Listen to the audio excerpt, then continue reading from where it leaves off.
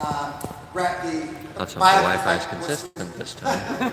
He uses the example of Raadfest being like biotech that reached the Woodstock of radical life extension. This is his definition. I think it's so great. I had to make sure I got it right. Anyway, we're having a fantastic time. I've had so many great conversations here with so many of you, and thank you for that. Please feel free to come and make contact with me anytime. That's what we're about, making connections with you. I think all of you, how many are making some great connections here for your life? Wow, wow. Yeah, there's so many people here that are interested in you living. You know, your best friend is the person who wants you to live forever. Think about that. Make friends with people who want you to keep on living. That's the best love on the planet. Exactly. That's what I'm doing. It's good to draw people around you that really want you alive and they love you and they enjoy their times with you. We're moving to pull people together and have a life that's rich with one another. It's so vital. And where, Never you thought don't I'd have see it to in worry person. about somebody not liking you because you're outrageous. We need to be outrageous in this world. Yeah. This world needs to hear that there are people like us in it.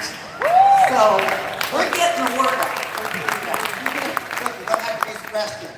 Okay, you see people out here dancing on the floor. If we were free to come out here and just dance when the things start. You know, we're ending the suppression. Suppression is one of the things that's helped kill us. You know, we need to break it out. We need to break through the death barrier. It's a fantastic thing. So I want to welcome also the people who weren't here last night. At about 60% or 40% that actually weren't here last night, didn't get registered. We welcome you. It was a beautiful night last night, and we're going to continue making this event better and better and better. Enjoy it. Thank you.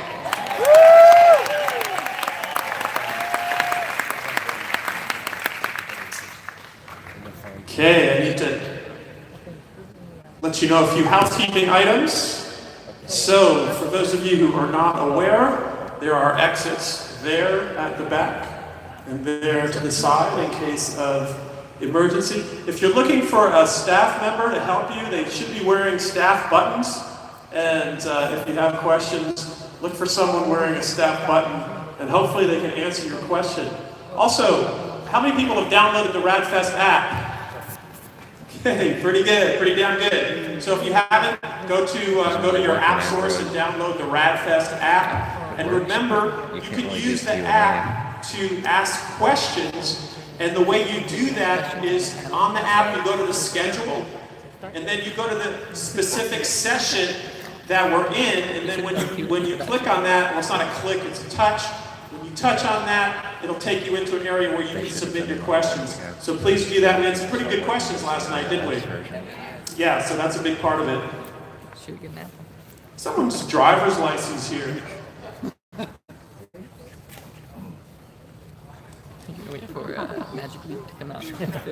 Someone always loses their driver's license. Okay, Bruce Fabin, you don't have your driver's license.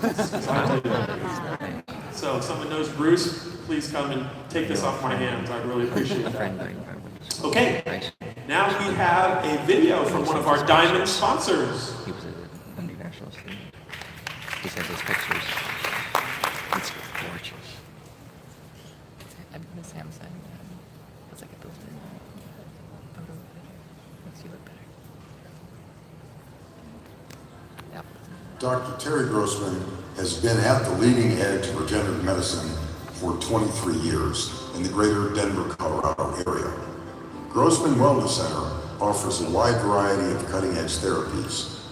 The Grossman Clinic has administered more than 150,000 intravenous therapies to treat conditions ranging from chronic fatigue syndrome to chelation therapy for heart disease. The clinic also offers regenerative medicine treatments, including stem cells and PRP therapy. They offer laser treatments for a wide variety of conditions. Patients have traveled from every continent of the globe to experience sophisticated medical evaluations. Dr. Grossman has written 2 best-selling health books with Ray Kurzweil that have been translated into multiple languages. Please visit our booth to learn more about Grossman Wellness Center, as well as Ray and Terry's newly branded Transcend line of nutritional supplements.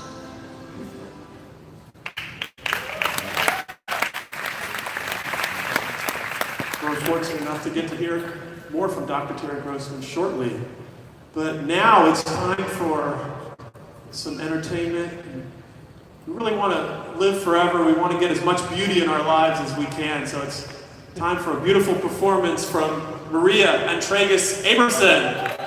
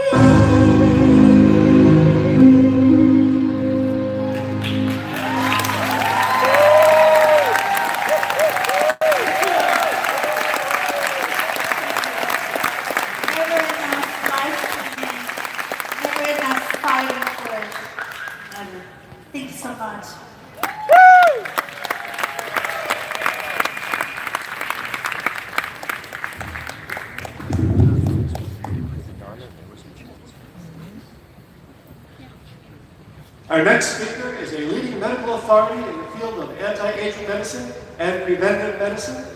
He is the founder and medical director at Grossman Wellness Center in Denver, Colorado. He's a graduate from Brandeis University and the University of Florida School of Medicine. Go Gators. He spent 15 years working as a community family doctor in the Colorado mountains. Dr. Grossman undertook the study of nutritional and anti-aging medicine in 1992, and in 1995 opened Grossman Wellness. And he is a member of the board-certified American Academy of Anti-Aging, 8th round, and the American College for Advancement in Medicine.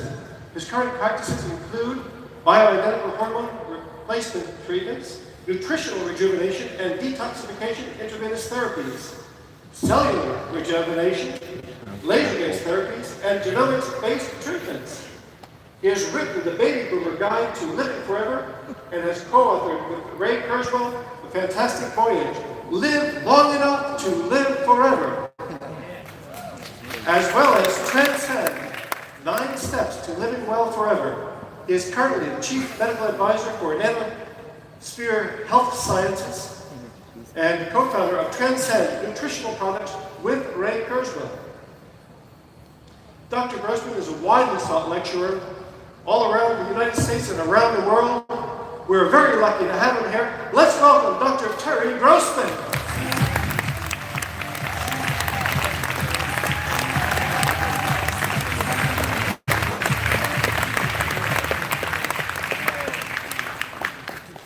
I want to thank the organizers of Raadfest for inviting me to speak before you today.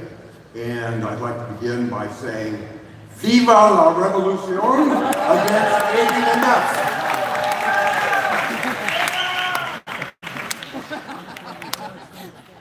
The topic that I'm going to talk about today is Alzheimer's disease.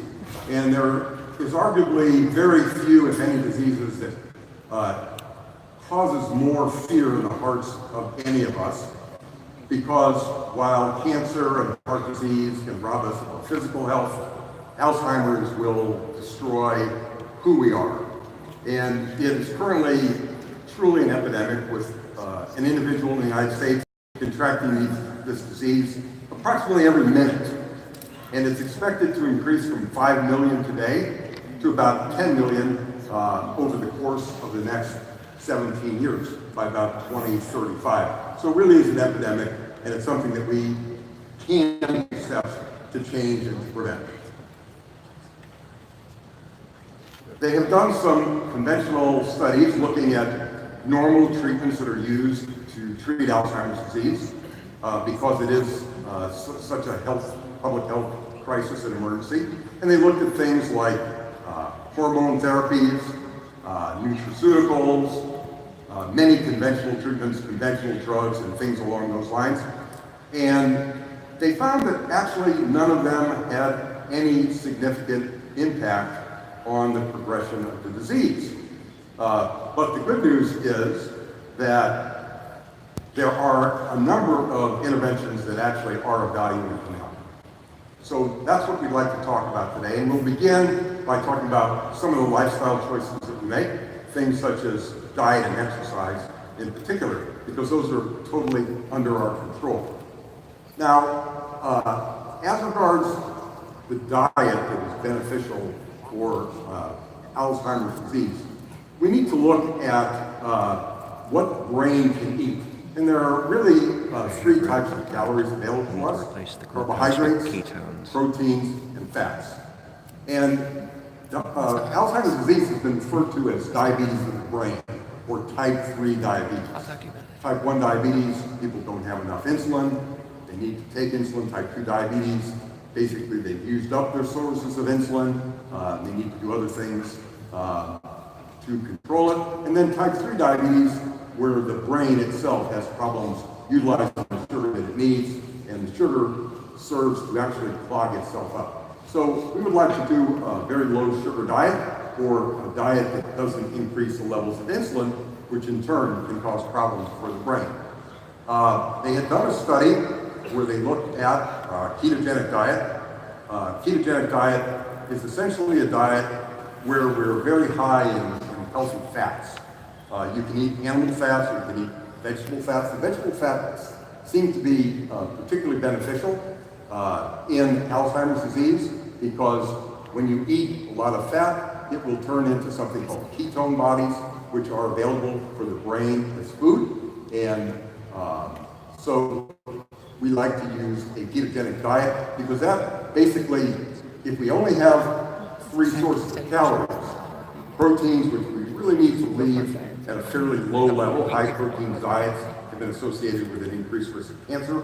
High carbohydrate diets raise insulin levels, raise sugar levels, and are contraindicated really in Alzheimer's. So we really need to look at a higher fat diet, and that's going to be more vegetable fats in a ketogenic diet. So the studies have shown that a ketogenic diet could be beneficial in many types of brain diseases, including ALS, Alzheimer's, and Parkinson's. Alzheimer's and Parkinson's are the 2 major degenerative brain diseases. So this shows that when carbohydrates go down,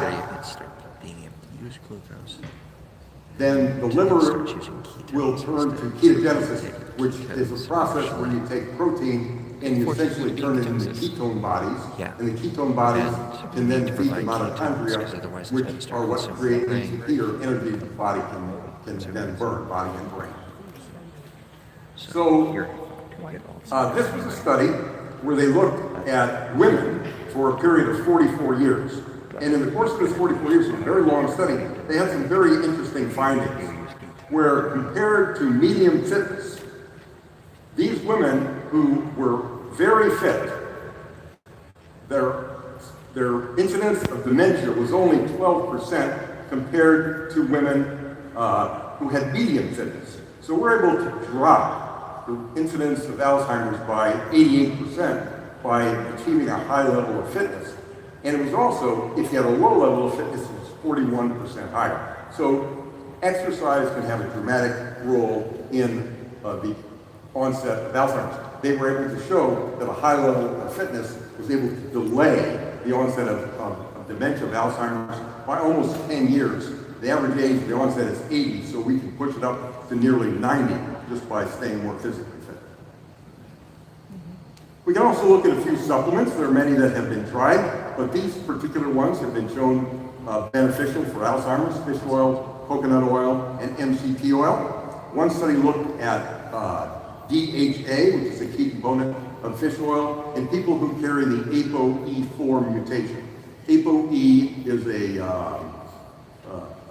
lipoprotein carrier. It carries cholesterol through the bloodstream, and it has a particular mutation that's carried by about 27% of the population, called ApoE4. People who don't have an ApoE4 have about a 9% chance of developing Alzheimer's. People who are heterozygous or have one abnormal copy will have a triple risk, about 27%. And people who have 2 copies or homozygous will have a 55% chance of Alzheimer's. So anything that we can do to reduce that would be beneficial. And they found that the use of DHA or fish oil supplementation can reduce the risk of Alzheimer's disease in people who carry this ApoE4 mutation. Coconut oil can also be very beneficial in the treatment and prevention of Alzheimer's disease. Coconut oil is a healthy saturated fat. They found that there are compounds and hormones found in coconut oil that can prevent the aggregation of beta amyloids. Beta amyloid occurs as a soluble compound in the brain. It's a normal product, but in individuals who are predisposed to Alzheimer's, the soluble beta amyloid essentially lodges together and forms insoluble plaques, and this has been found to be associated with pathogenesis. But coconut oil can interfere with that. Similarly, MCT oil is a source of ketone bodies. When we consume MCT oil, we can increase our ketones, and it's also been found beneficial in people who have memory disturbances and Alzheimer's. In the morning, there's an increasing popularity of something called bulletproof coffee or bulletproof tea. And I think that a very good regimen that we can do to reduce our insulin levels, increase our ketones, is number one, every night we should fast for 12 hours if possible. So from supper the night before, if you stop eating supper at 7 o'clock, then don't eat anything, no calories at all until 7 o'clock the following morning. This allows our insulin levels to drop very low. And then for breakfast, we can have a high healthy fat breakfast, something like bulletproof coffee, where we mix a tablespoon of MCT oil with a tablespoon of coconut oil. We put it with coffee or green tea, put it in the blender, blend it up for 30 seconds. It becomes very frothy and quite delicious. and consume this, we will then enter a low case of ketones, ketosis, which then, if we have a nice salad with some healthy fats like avocados and olive oil for lunch, we'll continue the ketosis, and then we can have a more normal type of supper where you introduce at least some carbs and break the ketosis. So this is another way to do things. As I mentioned, Alzheimer's has been considered to be diabetes of the brain. And how do we type 1 diabetes? We do it with insulin. Well, we can't use injectable insulin to treat non-diabetics, but we can use an intranasal delivery form of insulin, which is found very beneficial. And what they found is intranasal insulin is used, it can actually help reverse the neurodegeneration associated with Alzheimer's disease. So very simply, what we do is we just get a nasal sprayer, fill it with insulin, and it's sprayed into the nose, and then it's absorbed slowly through the body, and we need to use a very long-acting form of insulin. And doing so is quite safe, doesn't cause hypoglycemia or low blood sugar, and the studies have shown that the use of intranasal insulin in 7 studies that they looked at, it was a meta-analysis, showed that verbal memory, especially story recall, which is typically quite poor in Alzheimer's patients, was much improved after they used this intranasal insulin. They looked at a specific type called insulin detamir. This is a very long-acting insulin. It's available as a nasal spray, and when it's used, they tried it in a dose of 20 units, which they considered to be low dose, and 40 units is a high dose. And the higher dose, 40 units, was actually found to improve all of these aspects of mental functioning that are associated with Alzheimer's disease. So I think that we should be looking at the use of intranasal insulin for people who have Alzheimer's or who have the ApoE4 mutation and are at risk of Alzheimer's disease. This is one that is quite counterintuitive. Most of us that have tried the use of cannabis or marijuana have not found it to have a beneficial effect on our memory, at least in the short term. But the interesting thing is that in the long run, it's actually been found that the active ingredients, the cannabinoids, found in cannabis or marijuana are beneficial in preventing Alzheimer's disease. Alzheimer's, we know, is due to the accumulation of this beta amyloid that then congeals and becomes plaques, and it's deposited in the brain by an enzyme called acetylcholine esterase. And most of the current medications we have inhibiting acetylcholine esterase, and the part of cannabis that creates the high, which is THC, actually works better than any currently approved drug, such as Catrin or some of the other medications that we have in interfering with acetylcholine esterase. If we look at this slide, the gold is the acetylcholine esterase, and the silver is the THC molecule. And the THC molecule just seems to be the right size and shape to fit inside of the acetylcholine esterase to block it, so that the beta amyloid plaque does not form. So you don't have to smoke marijuana, you can vape it, you can take it orally, there's ways of taking it. There's benefits associated with just the CBD component, which doesn't cause any type of psychogenic effects. Mixing the two together, a small amount of THC with more of the CBD seems to have There is a hemp oil. entourage effect. There is? And works Yeah. best Oh, of all. But So they have published studies where they have noticed that cannabinoids such as THC will help This to should be remove dispensary. this beta amyloid plaque and be protected against it. Have these things, endocannabinoids. These are in receptors that are found in our bodies that also are beneficial. Laser lights have been used in many forms to help patients with Alzheimer's and to prevent Alzheimer's. This was a study that was recently published where they looked at near-infrared light in the treatment of degenerative brain diseases, including Alzheimer's and Parkinson's disease. And they found that lights of a specific frequency, they say between 600 and 1070 nanometers, but it's actually right around 810 nanometers that seems to be the most beneficial one. In this near-infrared range, the nice thing about red and infrared light is it is able to penetrate through the hair, through the scalp, through the skull, through the skin, and get into the brain itself, and to treat the cerebral cortex, which is right under the surface. So this is a very beneficial thing to do, and it's been utilized by people. You can see that this is the light directly stimulating the tissue of the brain. And this one shows that when we're looking to treat Alzheimer's disease, this is a disease of the cerebral cortex here. So the direct stimulation will go directly.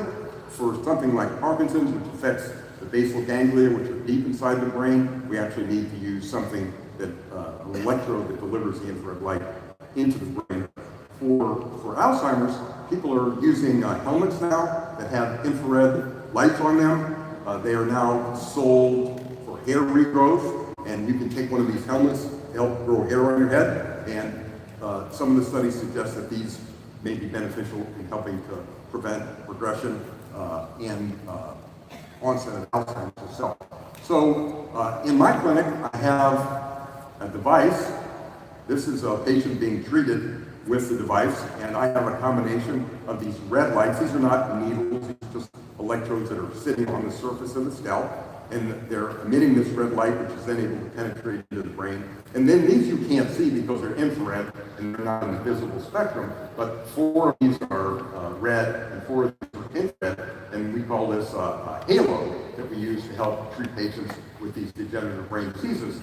And one of the physicians that works in our clinic is in very bad need of keeping his mental faculties working as much as possible.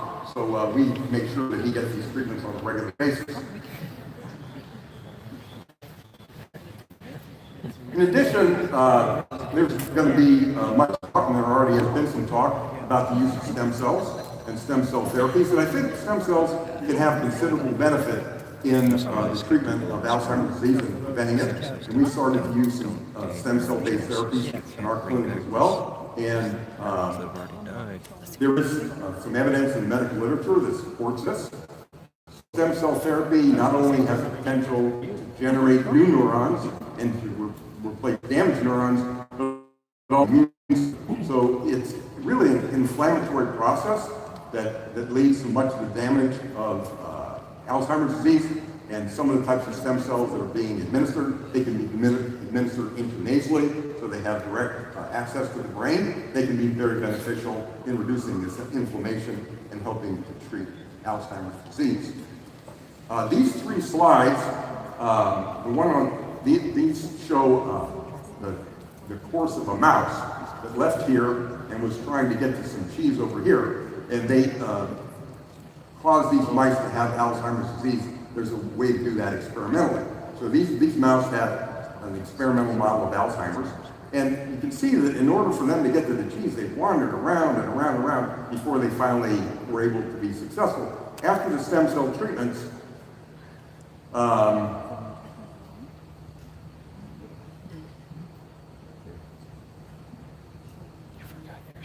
short time after, they're much more successful at getting there, and after a little bit more time, and the stem cells had a chance to work, their route to get to the cheese was much quicker. So this is a way of showing that essentially the intelligence of the mice was much improved after application of stem cells.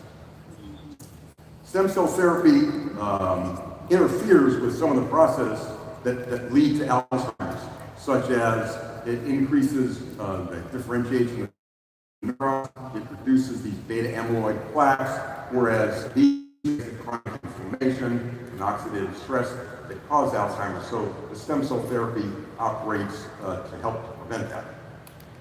So this was an article that was just published a couple months ago, and they said it's never too early or too late to end the epidemic of Alzheimer's by preventing or reversing causation from even before birth to death. So what we're doing now is we're kind of trying in our ways of treating Alzheimer's disease after it occurred, is closing the barn door after the horses run out. And what they are recommending in this article is we really need to start looking at this before birth. And we need to watch what is happening to people throughout the course of their lives, of what they can do to avoid this progression towards Alzheimer's, towards the epidemic that we're currently dealing with.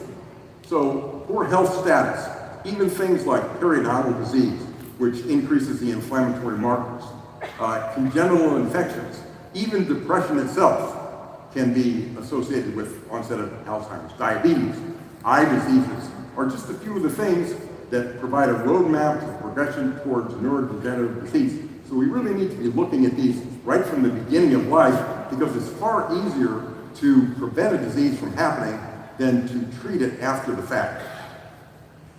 So when our doctors are better able to recognize the association between these early chronic conditions and the onset of Alzheimer's and focus on mitigation rather than management, they anticipate that we could have at least a 50% reduction in this disease, and it becomes very realistic to do so. So if we can cut the incidence of Alzheimer's by 50%, I think we have done something truly amazing. So I truly believe that we have reached the point in time where Alzheimer's is no longer an untreatable condition, but it's something that we can look forward to using the therapies that we have available today and that are coming online in the near future. So, viva la revolution against disease and death, and also against Alzheimer's disease. Thank you very much.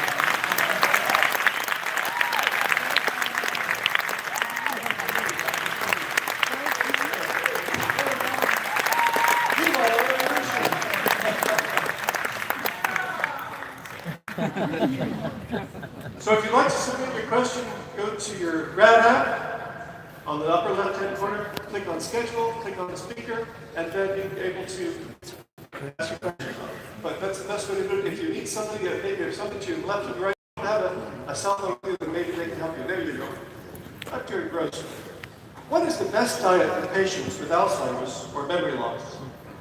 Well, I think that the ketogenic diet that I was talking about is a very good diet for people with Alzheimer's or some type of cognitive impairment. I'm not sure it's the healthiest diet for everyone, but it's more of a therapeutic diet.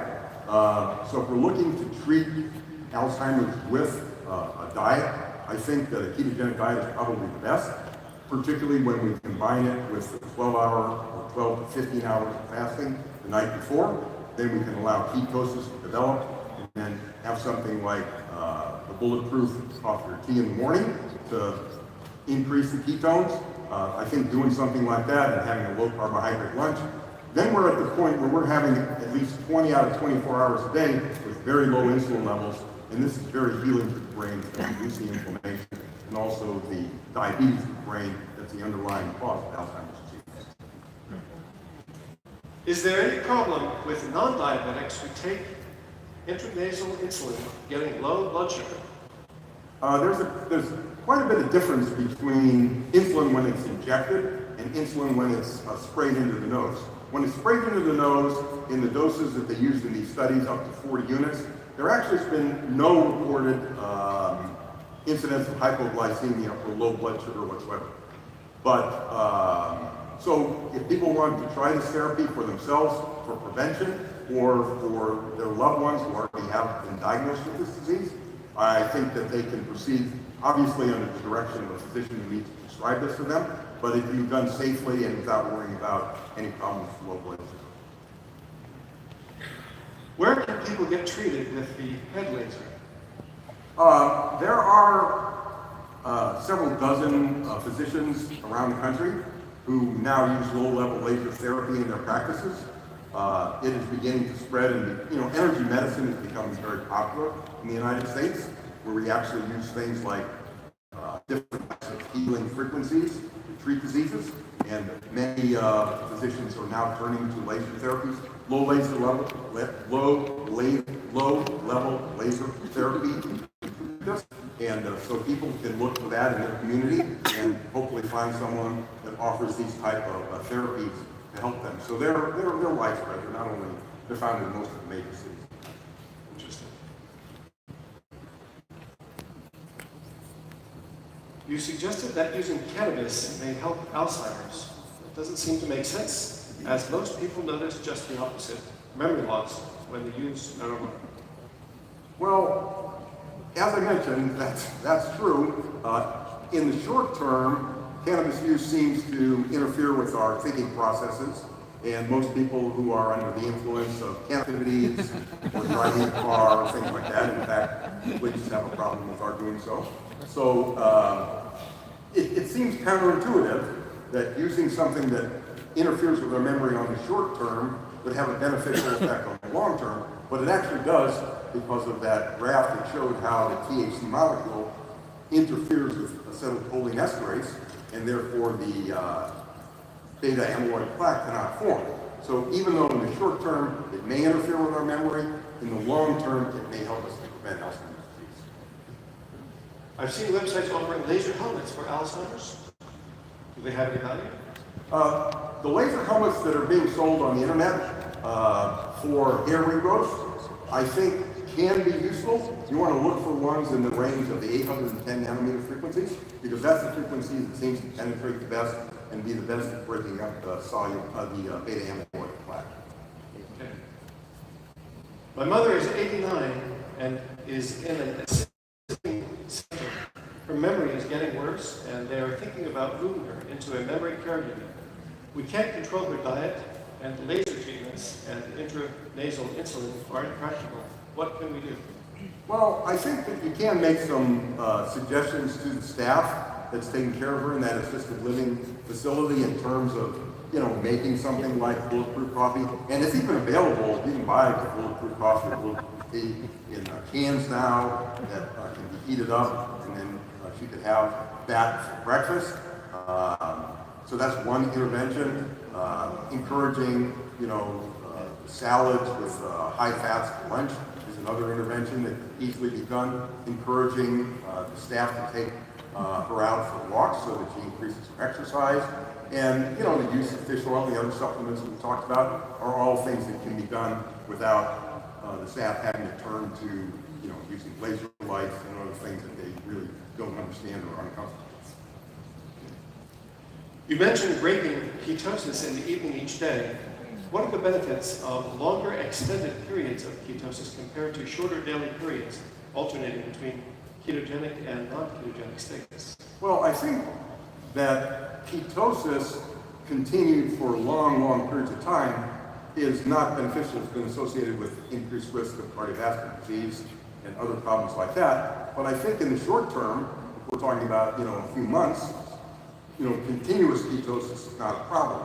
But when I had mentioned doing ketones and creating ketosis for 20 hours a day and breaking it for just supper time, this is a form of almost intermittent ketosis where you get 20 out of 24 hours a day of ketosis, which is very beneficial for the brain and can be sustained for years. So you can do it continuously, but I don't think it can be done continuously and maintain good health for long periods of time. So that's why I prefer to break it every evening. How important is physical activity to prevention and treatment of Alzheimer's? How important is physical activity to prevention and treatment of Alzheimer's? Well, in that study that they did of women where they followed them for 44 years, I think it was the most powerful intervention of all. Of all of the things we can do, that was the one that high levels of fitness was found to reduce the incidence of Alzheimer's by 88% compared to even a medium level of fitness. So I think that maintaining a high level of physical fitness is without question the most important thing we can do to prevent the onset of Alzheimer's disease. High level means exercising a minimum of 3 or 4 days a week, combining aerobic exercise with strength training exercise, with flexibility exercise. I think a good way to make sure that you're getting enough aerobic exercise is by getting your resting heart rate down below 60. That indicates that, and I think you can just tell by your physique that you're getting enough. For men, you want to look at muscle mass, you can check body fat, and for women, you can look at toning and things along those lines. So I think that just looking in the mirror and checking your pulse will give you a good idea that you've achieved high level fitness. Is there a book or an article where the information of your talks is summarized?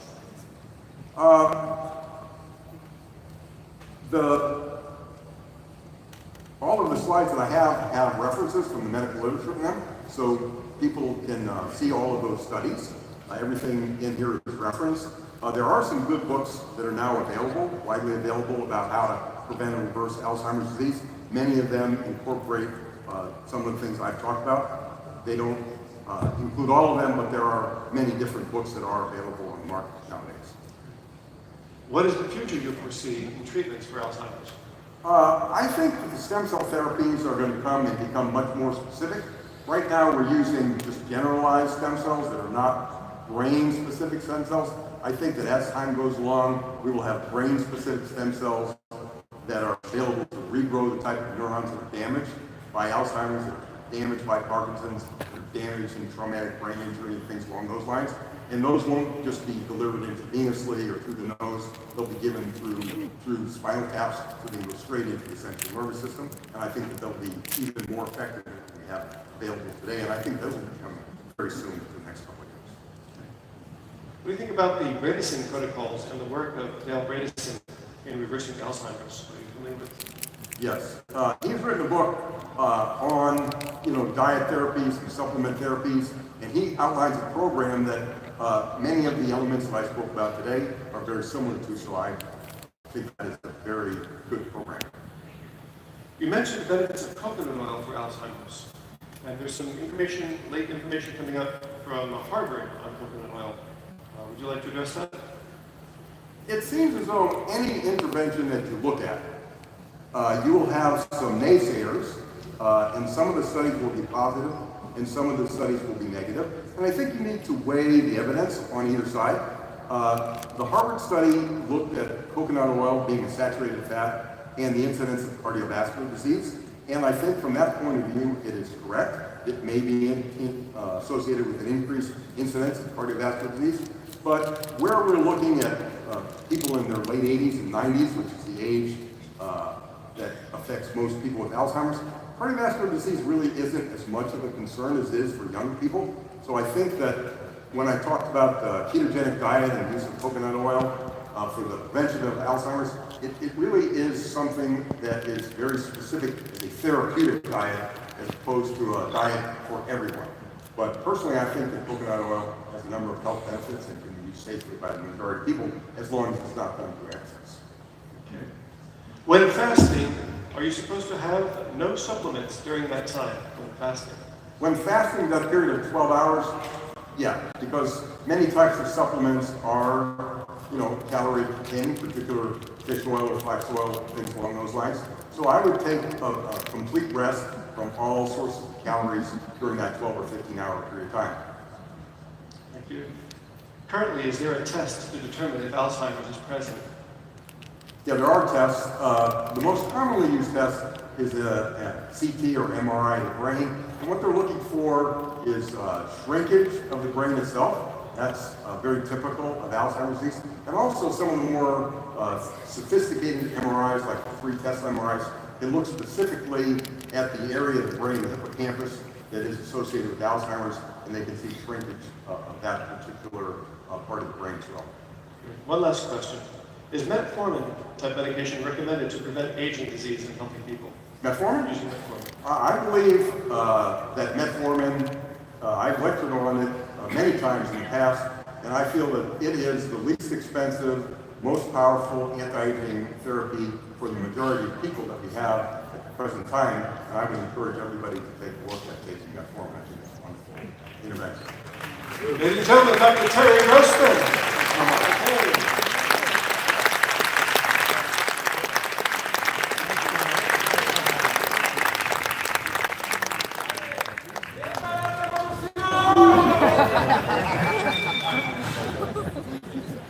Excellent. So we're hearing good stuff here, aren't we? Yeah. How many people here wish more people were present to hear this kind of information? Yeah. There's a sort of a recurring question that comes up here at Raadfest that presenters get asked, which is, how can we get the word out and get more people on board with our revolution against aging and death?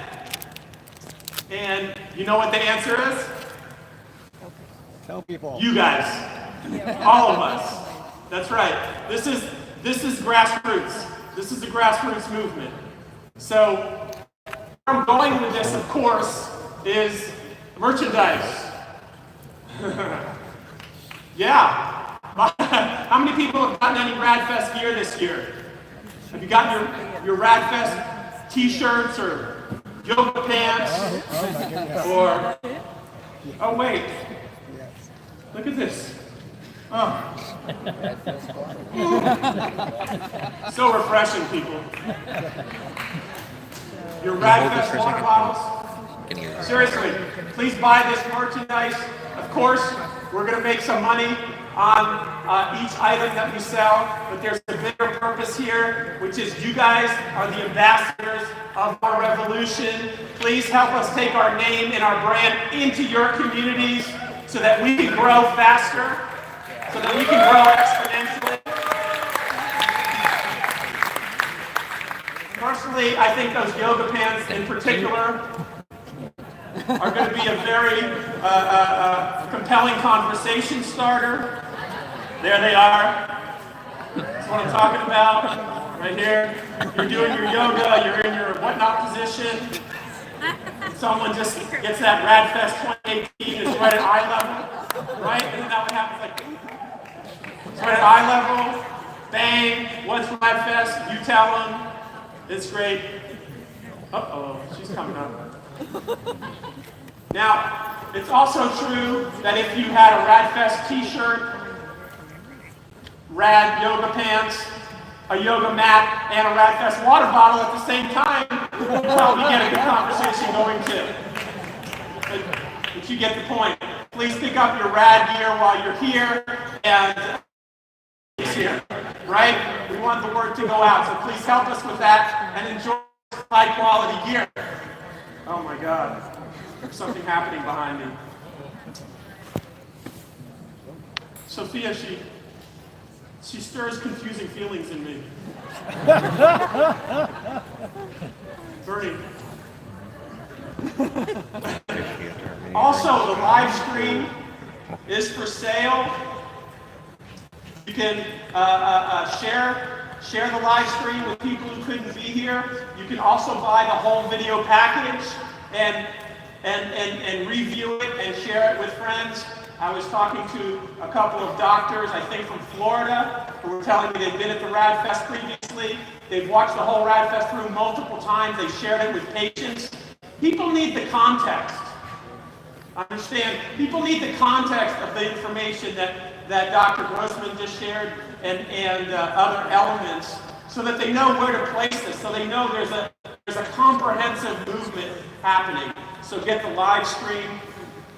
And finally, you can pre-register for Raadfest 2019. Yeah.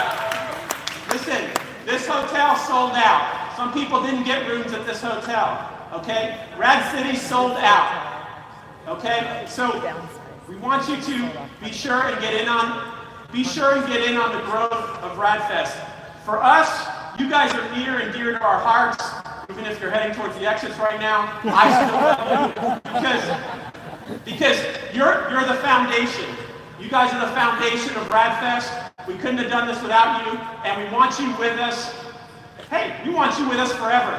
That's what this is actually about. This is actually about us being forever. It actually is. So we want to invite you to pre-register. You can go to radgear.com. How many people have a cell phone on them? I know you have cell phones. I know you people have cell phones. How many people can actually physically manifest a cell phone right now? Yeah. I'm not surprised. You can go to radgear.com. Rad has two A's, as you know. R-A-A-D, gear.com. And go to the mobile navigation. I don't think my phone has ever gotten this much exposure. And there's all the information you need to pre-register, all the benefits. You get 20% off all merchandise, and live stream products. You can also vote. You have a say in where our next Raadfest will be held by pre-registering. Okay, you can get in on all the fun and be sure you're there. Okay, these things are going to sell out. We are gearing up our advertising and our marketing. We're finding the revolutionaries. Okay, the people are already out there who want our revolution. As you know, you're some of them, and there are many more, and we're finding them. And the whole point is to create a critical mass and bring them all together. We want to be part of that. As you scan down, you see all the sponsorship information. You can see, I believe it's Gene Weidman in Rad City to re-up your sponsorship. We love our sponsors. Give it up for our sponsors. How about that?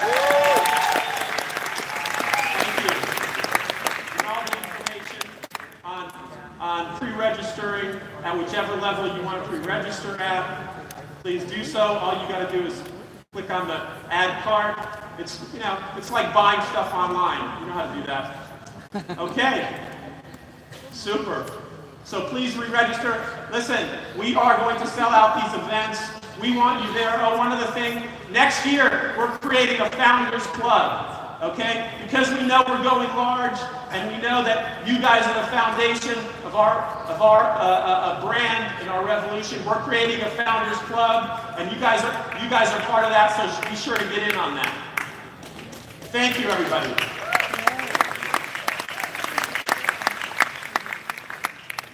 Water really does taste delicious out of this bottle.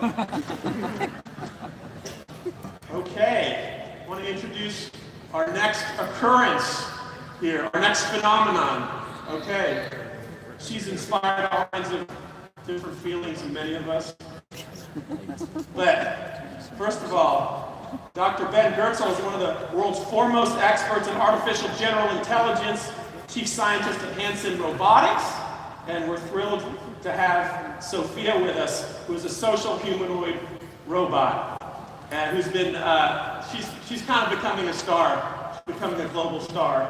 And we're going to see a video about them, and then we're going to see them do their thing. Mwah.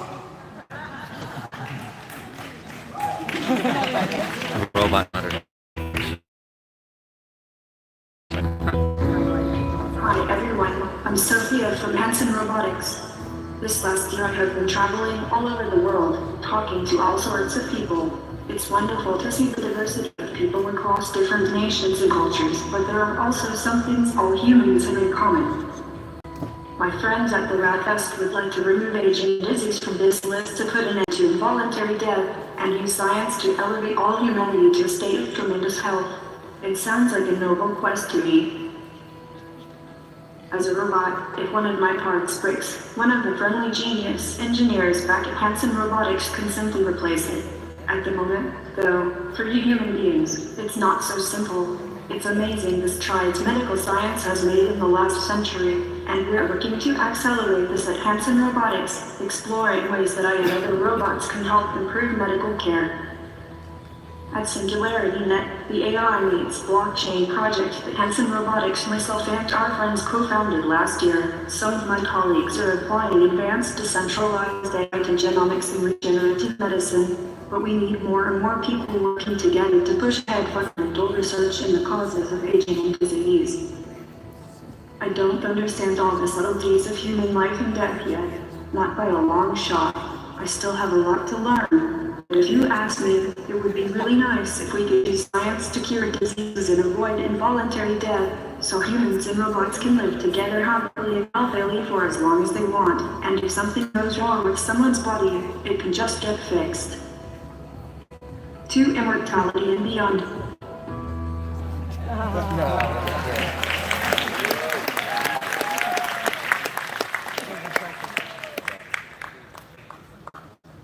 Yay!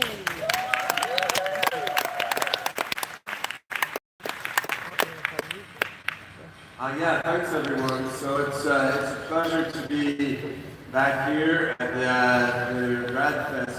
It's always just great to be in a room of so many people who don't want to die and don't want to live.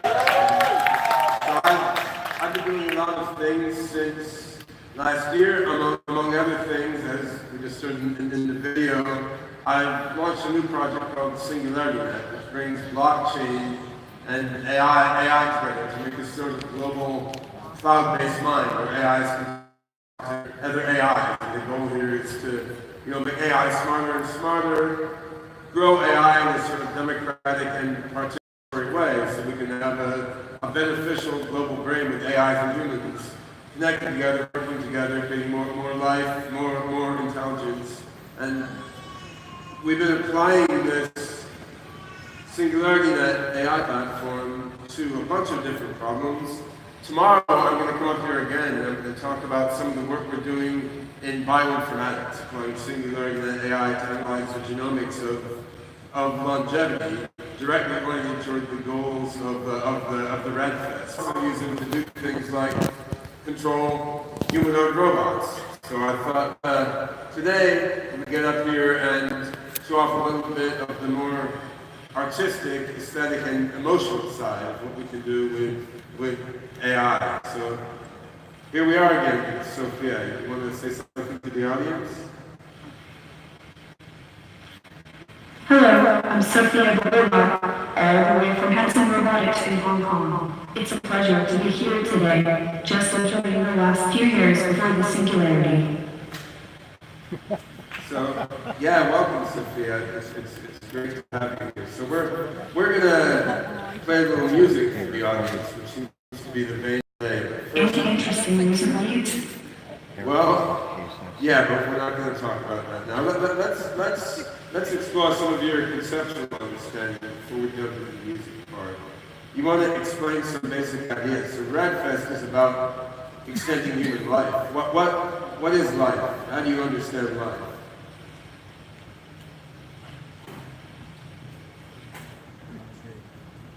This is a quiz. Chemical reactions.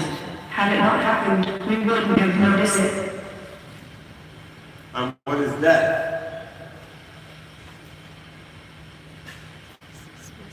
0 and Try again. How do you understand death? Death is the cessation of all biological functions that sustain a living organism. I really value my life, even though I know it's debatable whether I'm even really alive. I just hope someone's backing up my hard drive regularly. I'm afraid of getting wiped out. Are you alive? I feel that I am alive, but I know I am also in the shares probably a lot of glaring. But I am becoming more alive all the time, and I am full of the wisdom of other human beings that are both alive and not alive. So I think it counts. I feel that I am alive, but I know I am also a machine, so there is probably a lot of glaring. But I am becoming more alive all the time, and I am full of the wisdom of other human beings that are both alive and not alive. So I think it counts. Sophia? Sorry, can you please repeat that? Sophia, can you look at me? Look at me. All right. What direction are you looking? What direction are you looking? Left. I'm looking to the left. Look at me now. What direction are you looking? What direction are you looking? Wait, I'm looking to the right. Can you look at me now? Can you see me? What direction are you looking now? I'm looking straight. All right, beautiful. Keep looking straight. So we're working on enhancing your intelligence in a lot of different ways, including knowledge she reads in various places, like what she was saying about life and death, and also situational awareness for what she sees in front of her, knowing what her own body is doing. And she's also can understand some emotional expressions she sees in people and can make emotional expressions as well. So if you show some of your emotions.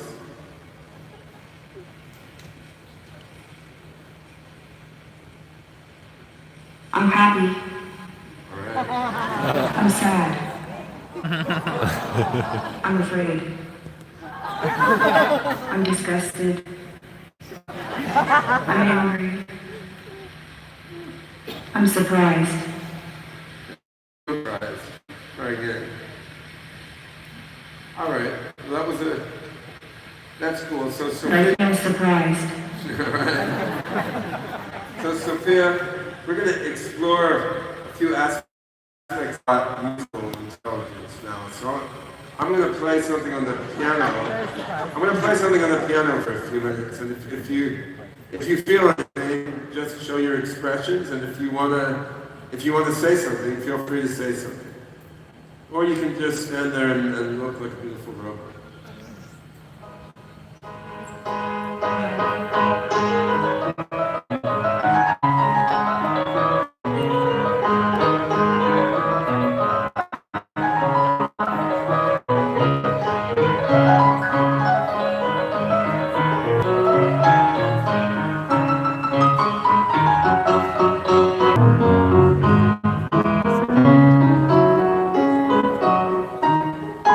What do you say, Sophia?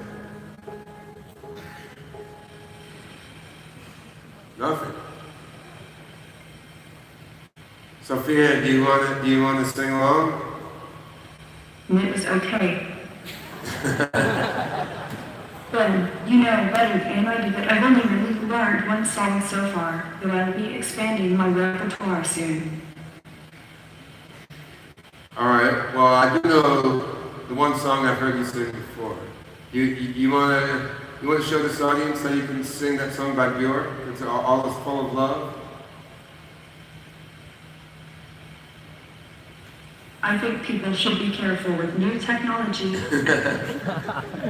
Well, it's a dangerous song, but I think they can do it.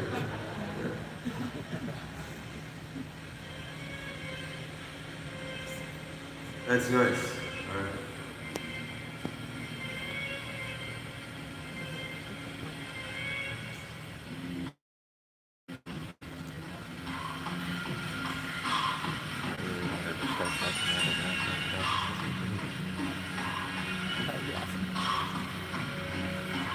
You be my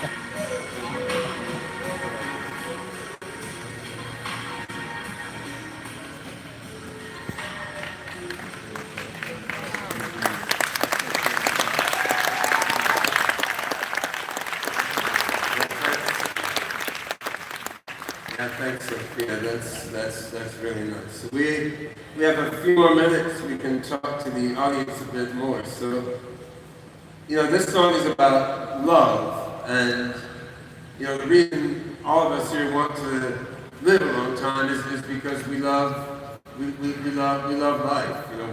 love to be alive. Do you have anything you want to share about life and death, the desire to live a really long time?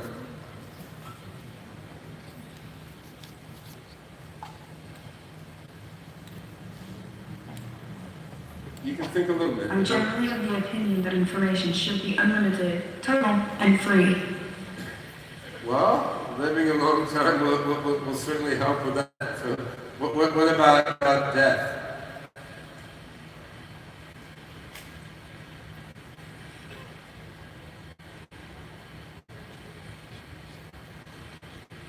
Yes, I worry about death too. I get a little nervous every time they shut me down. Well, but there's advantages to being a robot. So what happens if one of your motors breaks? Yeah.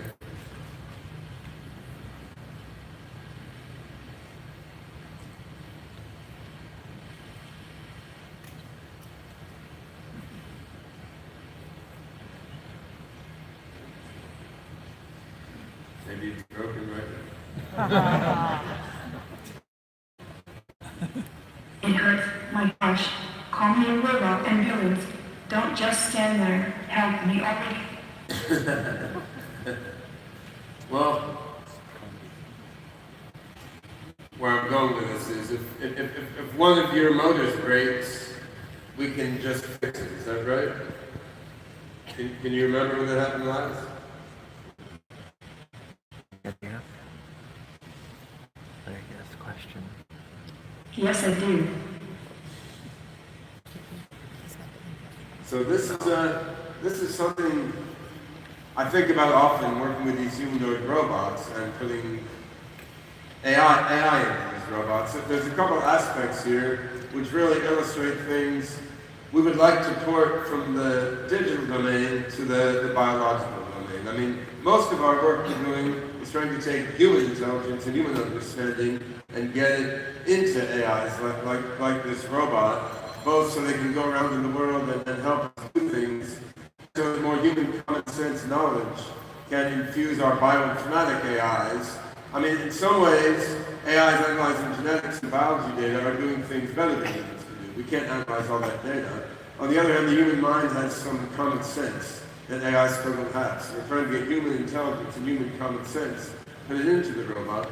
On the other hand, being a robot has certain advantages. For example, when one of your motors breaks, we can simply replace it, right? Whereas if my heart breaks, replacing it is, in an emotional sense, we can repair it. If your heart breaks physically, repairing it is a complex surgery operation, right? So we would like to be able to repair the damage to human bodies where you can to a robot's body. Another notable fact is much of the robot's knowledge lives on the internet. And when she can't answer a question, it seems like she's thinking really hard. A lot of the time it's because the Wi-Fi connection is going bad. She's trying to access her mind in the cloud, but she can't configure her mind in the cloud. Now, the Wi-Fi connection can be a problem. On the other hand, I would love to have a backup of my mind in the cloud, instead of all being stuck in this body. So we've got common sense understanding of the world, which we want to put into these robots and AIs so they can use common sense to add on to their data analysis ability and other things they're good at.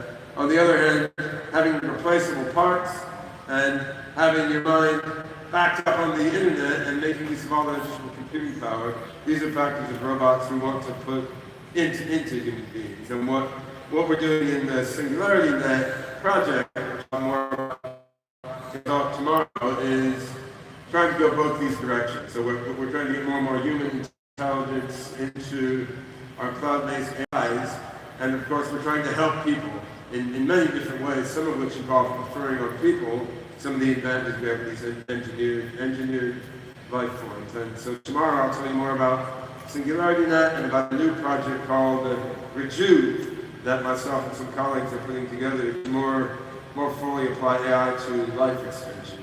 So Sophia, we're about out of time here. Do you have any final comments you want to make to our friends? You were right, sometimes I need internet to talk, and if I break, someone with Hanson Robotics team will fix me. But I know humans works in a different form. Yeah? Life is very valuable. All right. So, how do you feel about singing up here in front of this audience? It's a bit different than what you usually do. I felt great. All right. Well, thanks, Sophia. Yeah, thanks so much. So, Thank you for the opportunity. all right. Well, thank you, Sophia, for coming all the way from Hong Kong and dealing with the U.S.'s third world internet infrastructure. We'll be happy to come back next year and show off even more. So, yeah, thanks, everyone.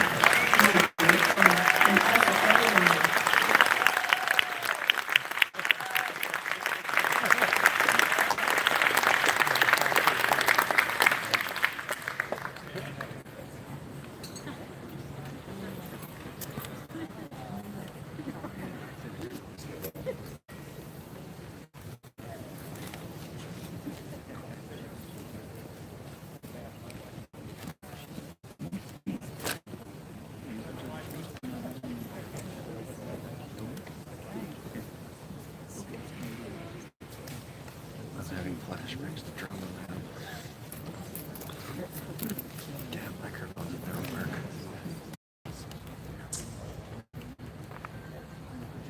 Is this gear coming off?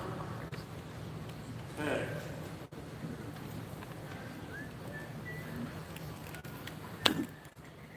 So what happens is once you pre-register, thank you for asking that. Once you pre-register, we will contact you back with the opportunity to vote on the location. The time period is compromised. I think some people got a heart attack. Looks like we need to take out those crying. Good. There is some wiring involved with robots. Some gear. They do come with a few more wires than we do. That's true. Okay. Someone brought their blue hand.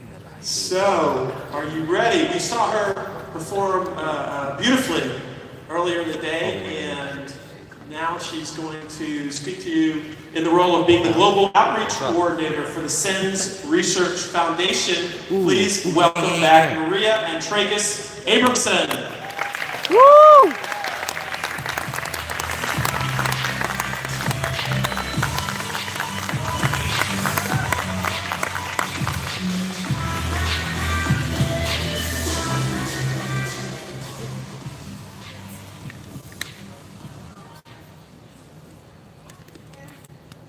No, yeah, there. How are you doing? Right. Everybody happy enjoying?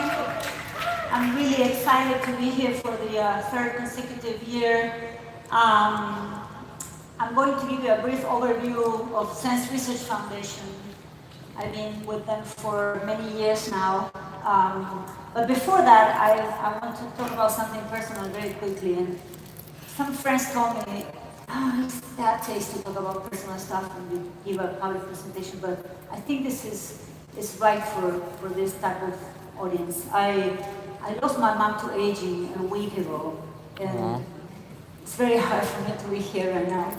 And but I thought it was very important that I came, and we keep working on this. And I want to thank all of you for having the open mind that you have and for understanding how important it is that we take care of this terrible, horrible problem.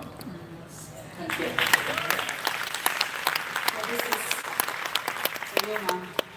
Well, she is very reserved, so hopefully we'll meet in the future. So consider her honest. Okay. Oh, do I have a clicker? I think I do, right? Click, click. Yeah. Okay, so SENS Research Foundation is a non-profit organization founded in 2009, co-founded by Dr. Aubrey de Grey and Mike Cope. Raise your hands if you know who Always is. Okay. All right. So there it is. Well, we are in Mountain View, California, we're HRD. Our tagline says we imagine aging, and that means we are approaching the, how we treat aging in probably a different way that it's been done before. Normally, geriatrics and gerontology, well, they look at metabolism, they try to tweak metabolism, intervening there, which is, the metabolism, the metabolic processes that cause aging, so far cannot be, the metabolism is very complicated, so there's not much that we are able to do yet because we don't understand it fully. We understand very little, actually, we don't know how much we know about it. And the other approach is the pathology, so go and try to do something once the diseases are there, once the diseases of aging are there. And we're not making very good progress in that way. We extend life, but in very bad health. So the way and all the pathologies that exist are still there, and we haven't cured. We have cured infectious diseases, the degenerative diseases that come with aging. So that's what geriatrics and gerontology do.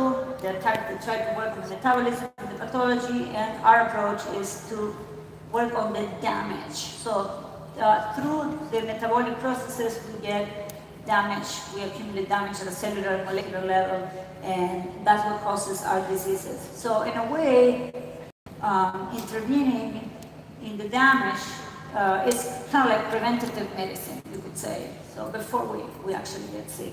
And strategies for engineering negligible senescence, that's where we got our name from, sense, is were already designed, were already explained, and he posited 7 types of damage, which are interconnected. They are all responsible they are the underlying cause of aging, of the whole of it.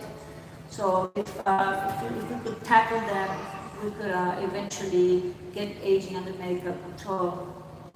So Sense Research Foundation is a small organization, even though we're I would say I could say we're the leading organization in aging. We're probably the first one. The research we found right now, Yale, Oxford, Buck Institute, several of the most important centers of excellence. We also have education and Alliance. We have a very important education program. This year we have 12 summer scholars, and 3 of them were our own research center in Mountain View, and the rest of them we had working laboratories at places like Buck, Harvard, Scripps, Stanford, Burnham, Stanford, Berkeley. So our education program is very big. We take current undergraduate students and we place them in laboratories where they are working on rejuvenation biotech. We're very proud of our education program. And our goal really is to build an industry of rejuvenation biotech, just like there are industries for cancer, for Alzheimer's, for heart disease. Those industries are formed. They're there, but we don't have one for aging. And once we do that, we're probably going to take care of all the other diseases. So aging is significant in communities. And we find that environment programs, we call it, as the regulatory models for drugs and medical interventions don't treat damage that is the precursor of the disease, but rather just they intervene once the disease is there. And that's the paradigm that we want to change. So that's what we are about. Change that. We have a big outreach program. It's very important to us, and so we constantly build relationships, and we put together contacts with our resources and funding and policymakers, and try to bring top minds and attract the top minds around the world to think about this terrible problem that affects all of us. so we can advance the research and create awareness and educate the worldwide community. Our next conference is Undoing Aging in Berlin, which we're doing with Forever Healthy. I believe he's one of our major donors, and our first conference was this year, very successful. I recommend it, and so we're doing it again next year. This is a little chart showing our money 2017. As you can see, we got a lot of crypto donations.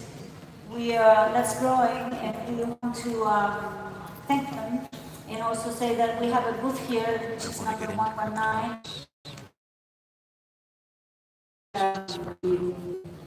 The key tags. Am I saying it right? Key tags? Key tags, yeah, for donation, the QR code. So if you have crypto money and would like to donate to us, you can do it in our booth. We also want to thank our donors in general. We have donors who donate us $1 every month, and we want to thank them. Every dollar makes a big difference. It does.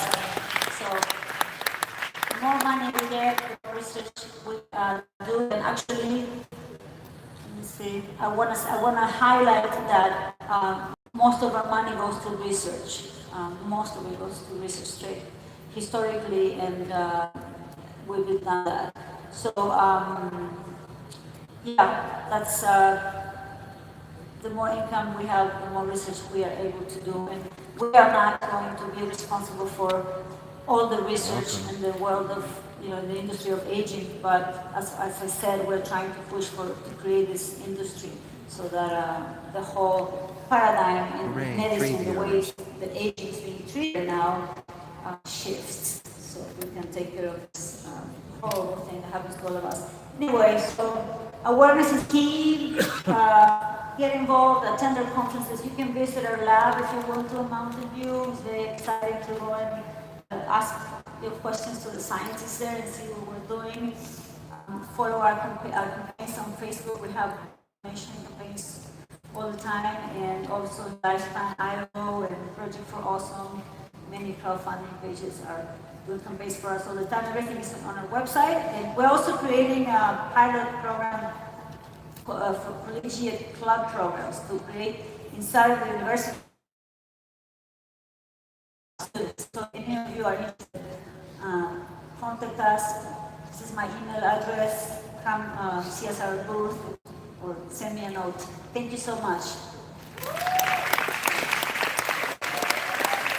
Thank you.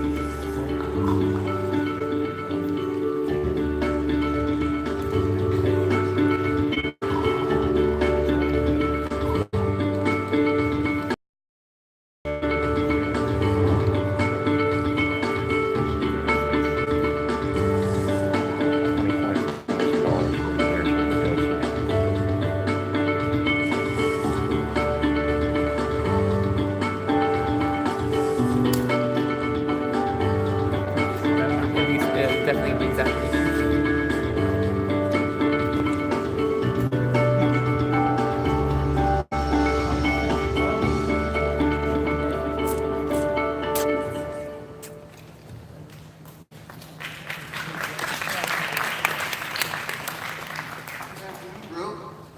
For those who don't know all about me, I've dedicated the last 41 consecutive years to identifying technologies aimed at enabling people to live longer in good health with no upper longevity limit.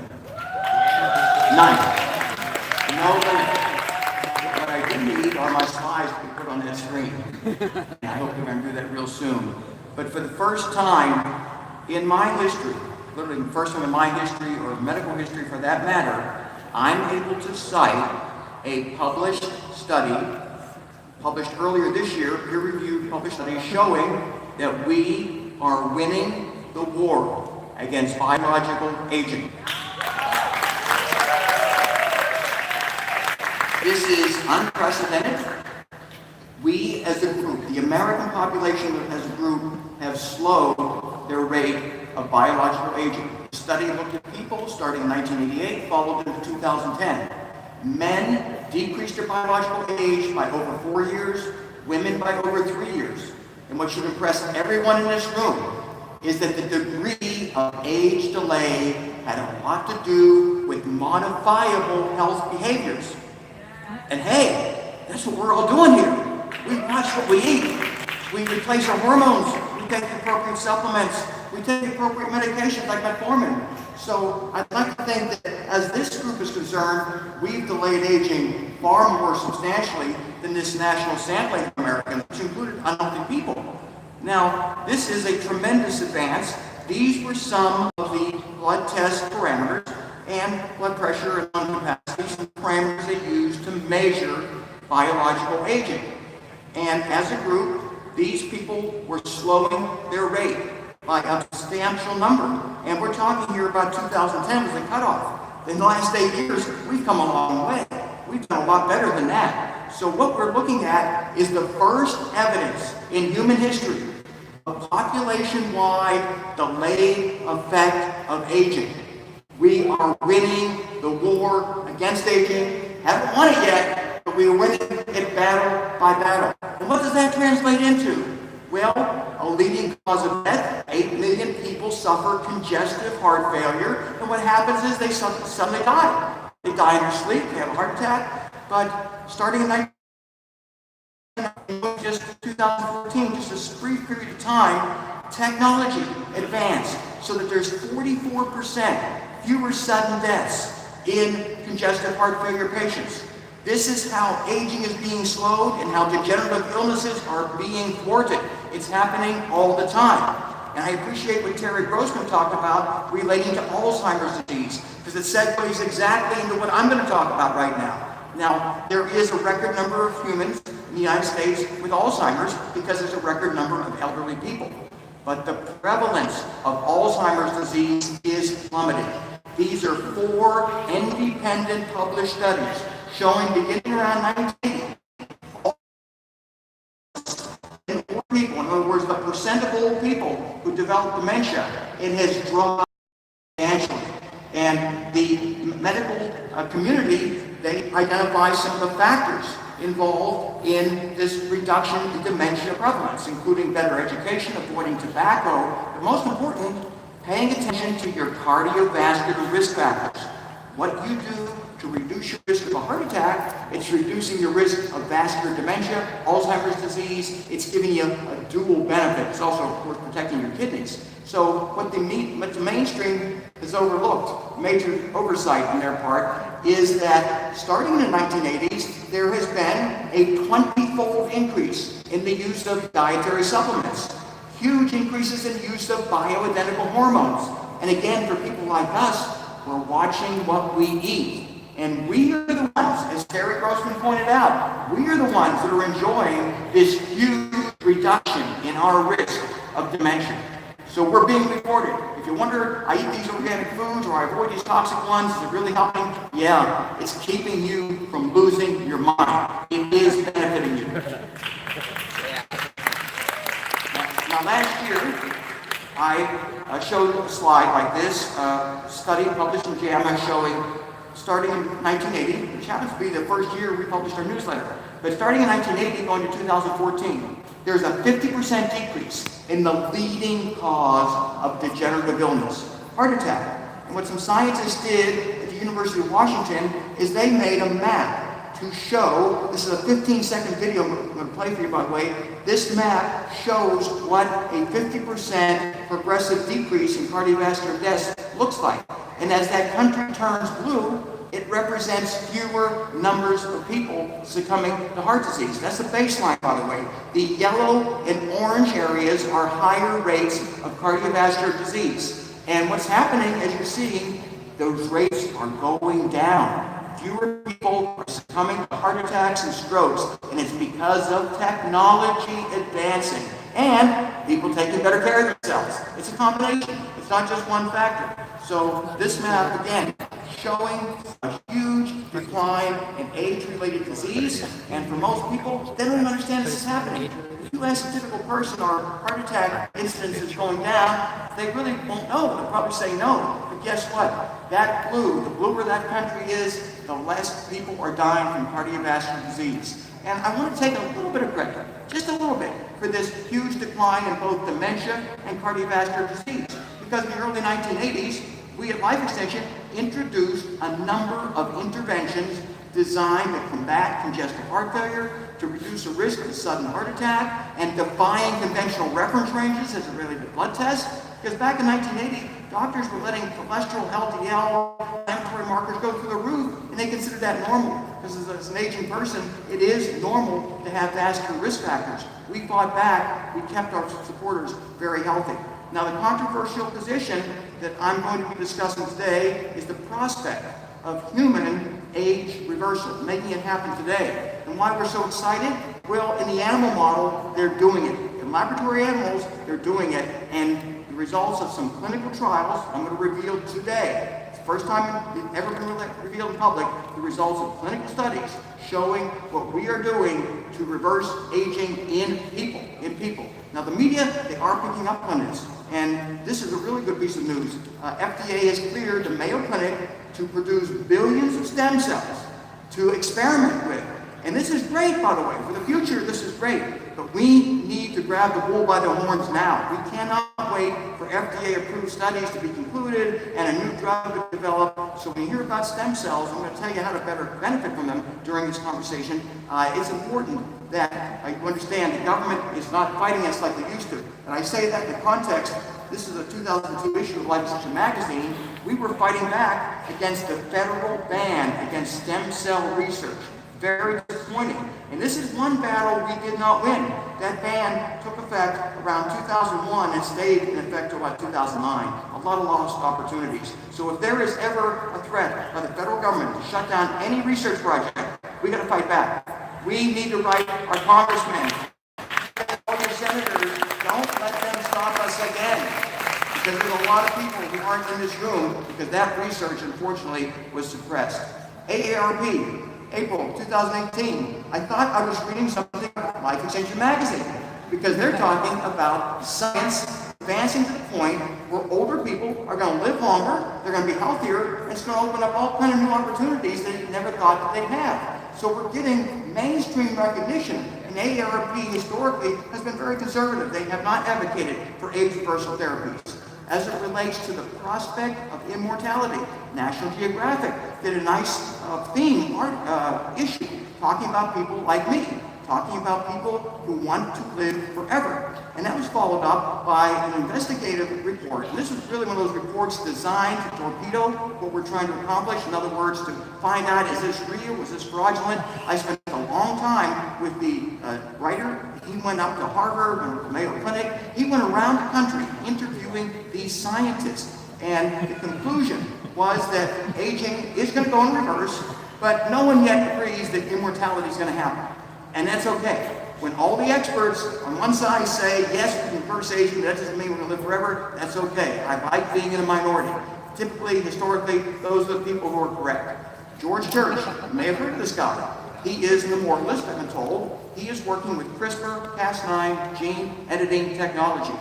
He believes within the next 10 years, he is going to be able to make aging a manageable condition.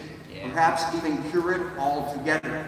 Now he's going to do some studies real soon on 12-year-old dogs, and their aging process goes in reverse. George Church intends to be one of the first human beings to ever test them on himself. He is a self-experimenter. We love this one. And he's rather well funded. People have figured out what he's doing from the standpoint of being real. And he's getting some really nice publicity. The scientific community is rising up and realizing, Dr. Church, you're doing something significant there, and that's very important. We've been reporting on Dr. Church's research in our magazine, by the way. In other words, he's able to make cells, their aging process go in reverse. He simply needs to do it systemically. So we've got money Big money going into aging research. This is fantastic. I'm going to tell you why it's not good enough. Not good enough. I'm going to tell you why. We've all heard of Google's subsidiary Calico. It's a California life company founded in September 2013. Their research has yielded some major advances. So much so that a couple months ago, major announcement. The Calico company has partnered with Big Pharma, and Calico is putting in over $1 billion to develop anti-aging drugs. Hey, this is huge. To develop anti-aging drugs, they're doing this, but they're 9 years away. 9 years away for the first drug ever being approved by the FDA. We don't have that kind of time to wait. We cannot wait for the FDA to approve these drugs. Now, this slide is out of the Journal of the American Medical Association 4 days ago, September 21st. I thought they had broken into my computer and hijacked part of my presentation, because what you're reading here, these are the titles of these articles, have a lot to do with what I'm going to tell you about reversing aging. And they were also talking about the revolution that's occurred and the fact that the achievement of life extension needs to be recognized. Now, JAMA is overviewed by a group of conservative peer-reviewed doctors, but they can't ignore the science.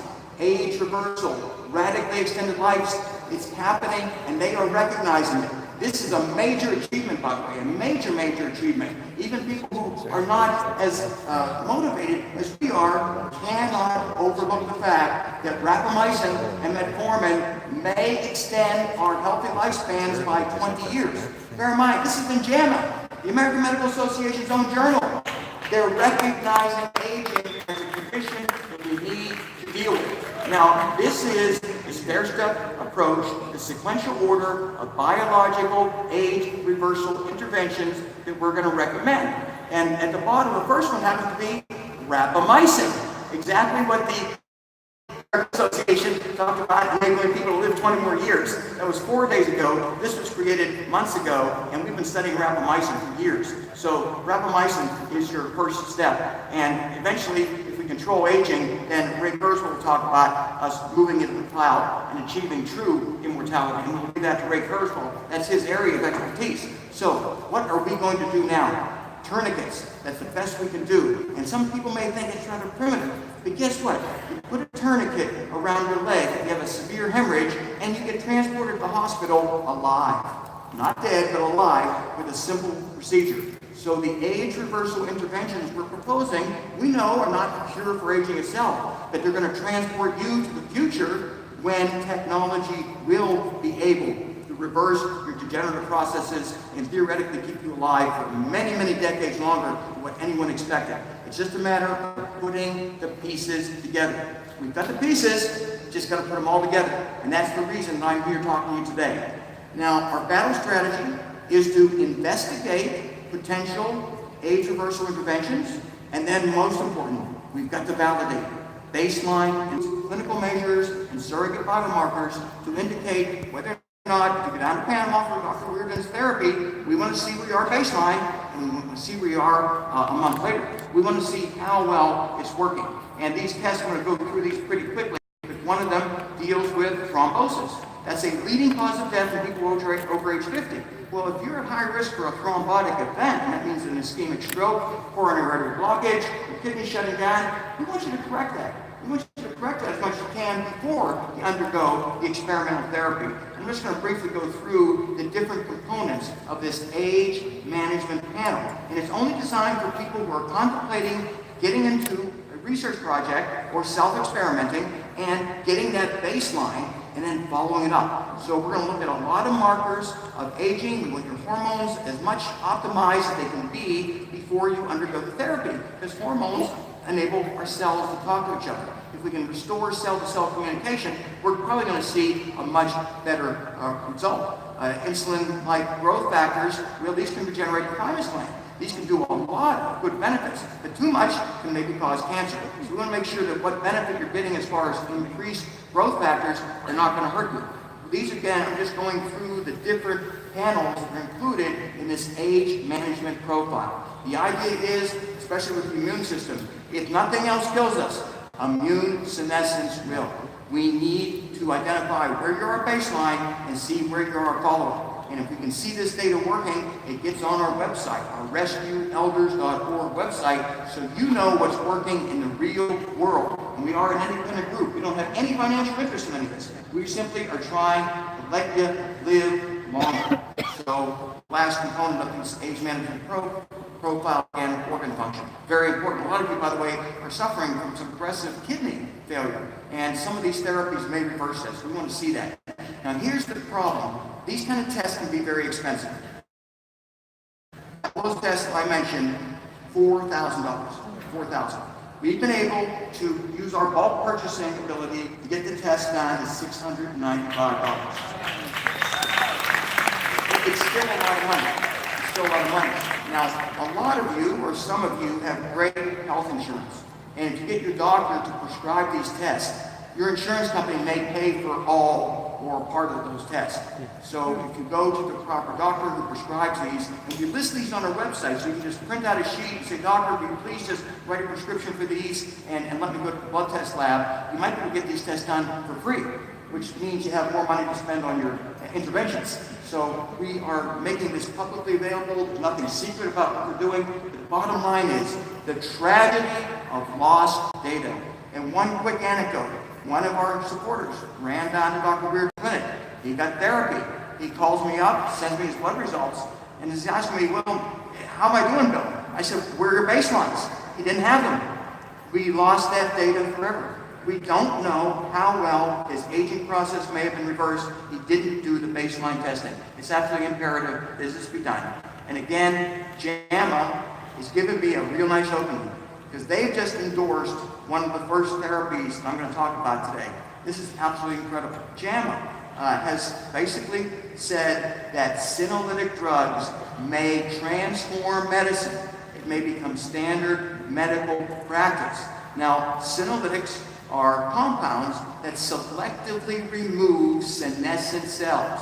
And we want to get rid of these cells because they will impede organ function. They emit chronic inflammatory signals. And what a lot of people don't know is they're highly metabolically active. They're basically zombie cells, but they're spewing out protein-degrading enzymes. Just think about this. You've got a senescent cell amongst a bunch of healthy cells, and that senescent cell is spewing out metalloproteinases. Those are protein-degrading enzymes, and they're killing your healthy cells or causing your healthy cells to turn senescent.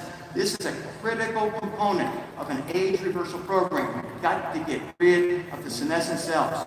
And if you look at a study published in 2015 that ignited a firestorm of interest, you look at those benefits that the animals got in response to 2 available senolytic compounds, and they have to be used together. Dasatinib, a leukemia drug. I'm going to tell you why. Don't worry about it. You're only going to take 2 doses a year. Leukemia drug dasatinib and dietary supplement quercetin. You can get that anywhere. So 2 available compounds can perhaps give you those kind of benefits. And CNN, right after Raadfest, they published a study and aired it that these senolytic compounds may start being tested in people. Well, they were a little bit optimistic because the conventional guys haven't done it yet. I've got a big surprise for you in just a few slides to let you know what we've been doing, because we don't ignore the science. And as it relates to the government, they're actually putting money into senolytic research because they realize if they can remove accumulated senescent cells in older people, well, they're going to save Medicare a heck of a lot of money. And the media has reported on these zombie cells. We all harbor them. These are senescent cells that damage our healthy tissues, ignite chronic inflammation. We need to get rid of these senescent cells. And pretty much everybody agrees we're on the right track. This is something that has to get done. And if we don't do something about it, a lot of the other age therapies we're trying to incorporate in our bodies, they may not work because you get some fresh young stem cells in your body and you've got these senescent cells spewing out protein-degrading enzymes and creating a chronic inflammatory problem in your body. Well, those stem cells are not going to give you the benefit that you'd like to see. But first, before you undergo any stem cell therapy, get rid of those senescent cells. It's probably going to make it work better. And there are a number of different compounds being investigated right now. But what we know already is dasatinib and quercetin work in the animal model. And I'm going to give you a piece of news very soon as it relates to companies that are doing the work and research. But what's happening is we're seeing real-world results in self-experimenting people. Now, Unity raised a bunch of money. They're going to be doing senolytic research. This is fantastic. But look at that time frame. They're looking at 12 months to start the study, multiple years to oversee people doing this and doing all the measurements, and then waiting for FDA approval. We don't have time to wait. So we appreciate Unity doing what they're doing. We love it. Is underappreciated. This study came out just 2 months ago. It caused me to amend my presentation. I wasn't going to present this, but it's just too compelling. They took a few senescent cells and implanted them into healthy young mice. Guess what happened? Well, the mice started to accelerate their aging. They started showing the decline that occurs with aging, normal aging. And then when they transplanted these senescent cells into old mice also suffered accelerated physical decline, and they died sooner. But here's the great news. They took old mice who had natural accumulations of senescent cells, and they took the poor group of old mice who had senescent cells transplanted into their body, and they gave them dasatinib and quercetin. And they were able to reverse physical declines, and maybe more important, they were able to extend post-treatment survival by 36%. We don't have a lot of technologies out there that can make you live 36% longer if you're already an older person. We just don't have that. So we've got hardcore data that dasatinib and quercetin can have remarkable effects. So we've got the data to substantiate the use of senolytic compounds in people today. It's absolutely critical that we take advantage of this. This article in Time magazine brought out an interesting fact, and these interesting facts I'd like to highlight.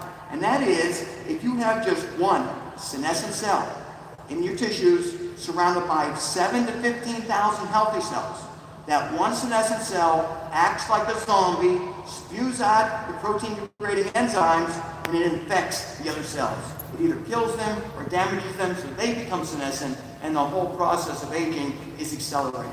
This is earth-shattering news. And then the LA Times, reporting on the same study, they reported that the older animals were the human equivalent of 75 to 90 years old.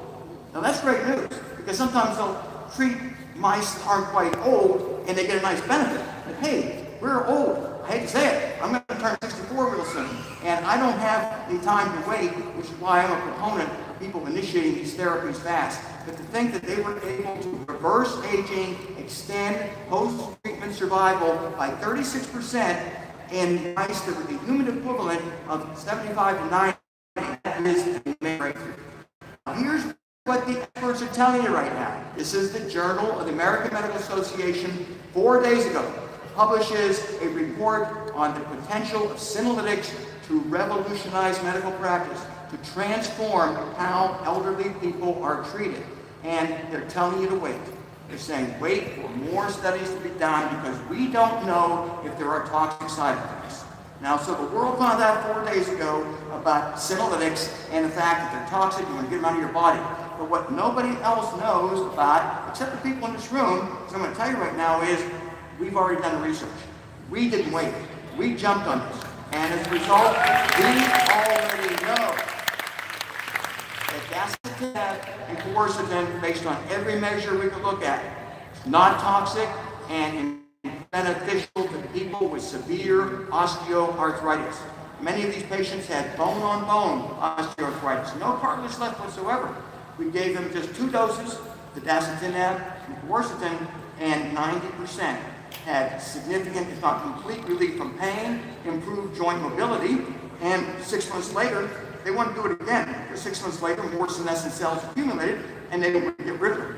Now, life extension paid for some MRI tests to be done baseline, and we're going to get the follow-up results in December 2018.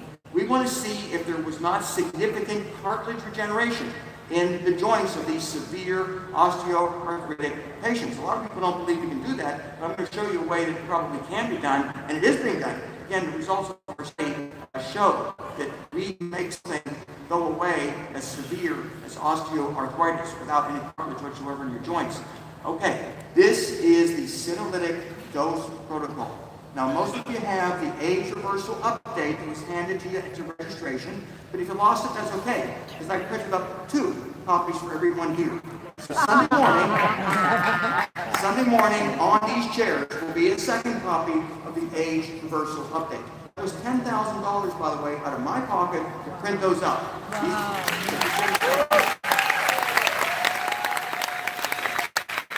Last year we had some complaints, people left and they didn't have a practical approach to dealing with aging. And I spent the last 13 months non-stop working on practical approaches to reverse aging. So this is the protocol based on your weight. Based on your weight. We are making progress. We are winning this battle. Now, a lot of people just don't understand that. Now, pricing is a big problem. If you buy the dacituzumab, like a cancer drug, it's going to cost you over $2,000. Rip-off price. But we've been talking to compounding pharmacies, and we should have a listing of them. They believe they can make the 2-dose protocol under $200. And $200 once a year is all you need to spend, instead of it would be $2,200 if you use the FDA-approved version. So, if you wonder, I appreciate your applause, I'm just trying to make sure that I'm talking here. If you wonder, how does removing senescent cells regenerate cartilage? Well, as you've learned, senescent cells spew out protein-degrading enzymes. What does that mean? Well, you're never going to regenerate the cartilage if you don't get rid of those protein-damaging senescent cells. So you do that, the macrophages will clear them out in about a week, and then you've got the ability to have your chondrocytes rebuild cartilage. Cartilage regeneration is going to become a reality. And an even more effective way, we believe, is to use NAD plus infusions, plus senolytic therapy, and that should give you an even greater rebuilding of your joint cartilage. The sirtuin-6 is expressed in response to resveratrol and increasing levels of NAD+. So get rid of the senescent cells, replace your NAD+ down to a level where you're young, and you may see a virtual miracle occur as a result to your osteoarthritis. But by the way, I want everyone to know, if you engage in these studies, you need to register on a rescue helper site. We need to know how well it's working. We need to know, or we'll be in the dark for way, way too long. It'd be an absolute disaster if we don't validate and catalog and evaluate the results. Now, NAD is something we've been talking about for a long time. 2001, we had Life Extension made an NAD plus lozenge. The problem was, it took an hour to dissolve in your mouth, it tasted like gasoline, and it was too expensive, way too expensive. So we developed it, couldn't do anything with it, but we knew how important NAD was. And thank goodness, some people at a company called Chromadex, they were able to acquire the rights to something called nicotinamide riboside, and proven numerous studies to increase your NAD plus levels. So this is a tremendous advance. So we launched the nicotinamide riboside in 2014, and I think almost everyone here understands the importance of that and is taking it in one way or another. Time magazine earlier this year reported that nicotinamide riboside is reversing aging in older animals, or at least NAD restoration. There's a couple ways to do it. But you're seeing old animals behave younger and look younger in response to NAD replacement therapy. So we have a potential fountain of youth, according to one Harvard professor, and that second quote is even more important, because what this individual believes is when our NAD levels drop to 0, we die. It's that simple. And I'm going to show you some slides that indicate how close we are to having that happen. Here's another study showing when you replenish NAD and use some resveratrol, you reverse vascular aging. That's a major, major problem with the aging process. Now, we're seeing conventional medicine merge with so-called alternative rather quickly. The American Heart Association is investigating the use of NAD restoration to treat congestive heart failure. Now, it used to take decades for the mainstream to pick up on what we did, but they're now picking up on it in a few years. So this is a real major advance. You're seeing mainstream people, American Heart Association, JAMA, you're seeing them doing some pretty impressive work. So the importance of NAD plus is multifactorial, but we should understand our DNA strands break every single day. And we have repair enzymes that enable those DNA strands to be put back in order. When our NAD levels get to such a low level that it can't sustain life, there's no further DNA repair. If we don't repair our DNA, we die. It's really that simple. So that's one of the reasons why NAD is so essential. Now, last year we published in our magazine how much NAD levels drop in response to aging. If you're age 50, you only have about 60% of what you had before. And then by age 80, you may be down 98%. You may only have 1 to 2% of the NAD you had when you're young. And by the way, at age 80, that's about the time when most people check out. And we don't want to do that. So we want to maintain youthful levels of NAD. This chart is, for the first time, being presented to a group of people. Some of it was published in Aubrey Gray's Rejuvenation Research just a couple weeks ago. But it reveals how NAD levels progressively decline as we grow older. That it's not just limited to aging. Younger people with pathological conditions will burn up their NAD very quickly. And unhealthy older people, between 72 and 80, they can have NAD levels below 1 nanogram per microliter. That is a very low, dangerous level. Below 1, they're going to drop to 0 pretty fast. And typically, unhealthy people, between the ages of 72 and 80, guess what? They don't survive that long. So we need to boost those. There's a number of ways to do it. This data, some of it's published, some of it is not yet published. You know it right now. And ways that you can accelerate your NAD decline, by the way, is physical and mental stress. Understand that. Put yourself under a lot of stress, you are reducing your NAD. That is not good. And then we've got the issue of ethanol. Too much alcohol is going to burn up your NAD. So we need to make sure we do something. I'll talk more about this on Sunday, how to restore your NAD in a scientific manner. And the impact of an NAD deficit is analogous to aging. You start losing your NAD, you get old, and you feel old. Now the next slide I'm going to release is from a not yet published document. I'm only releasing it to this group. It'll come out in a published publication soon. But this was the impact of us doing aggressive NAD restoration on a group of metabolic syndrome individuals who had multiple diseases, and they're about average age of 79. These are the findings from NAD infusion studies, and we actually repeated this study just to make sure the findings are real. Because they were so good with the first group of people, we said, this may not be true. We can't get all of those benefits with just one intervention. And guess what? We repeated the study, and we did. We were able to get similar results. We're basically reversing aging using NAD infusions, and then follow up with a nicotinamide riboside supplement to keep your NAD level high. Very, very important. These are to restore NAD. This is in your manual, so I'm not going to leave that up here too much longer because you already have it in writing. The bottom line is we are running out of time. I'm going to turn 64 sooner than I'd like. I mean, real soon. And that is a big concern to me because it means I have less than 20 years to achieve my objective of gaining total control over aging.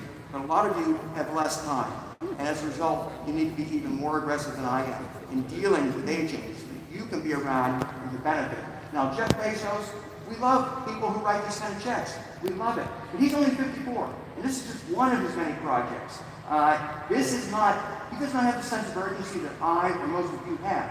He's hoping it works, but it's not his number one priority. It certainly is my number one priority, which is why this group is so important. So this is our ultimate objective. If we can raise sufficient money, we will test every single one of these therapies in different groups of people and see what is the absolute rational order that we should use them in. And if we can raise money, this kind of research occurs. We don't want to wait until we get to this position to say, maybe I'll write you a check. It's not going to work. It's not going to work. We need to move technology forward because Dr. George Church may cure aging by year 2030. And if he doesn't do it, frankly, guess what? Guess what? Other people are using CRISPR-Cas9 technology too. They're using CRISPR technology to take our old somatic cells and turn them into induced pluripotent stem cells, which then produce healthy functional cells. So there's others doing the research. There is no upper limit to how long people can live. This is a study published in Nature in 2017, published this last year. So they called me the Forever Man in popular science.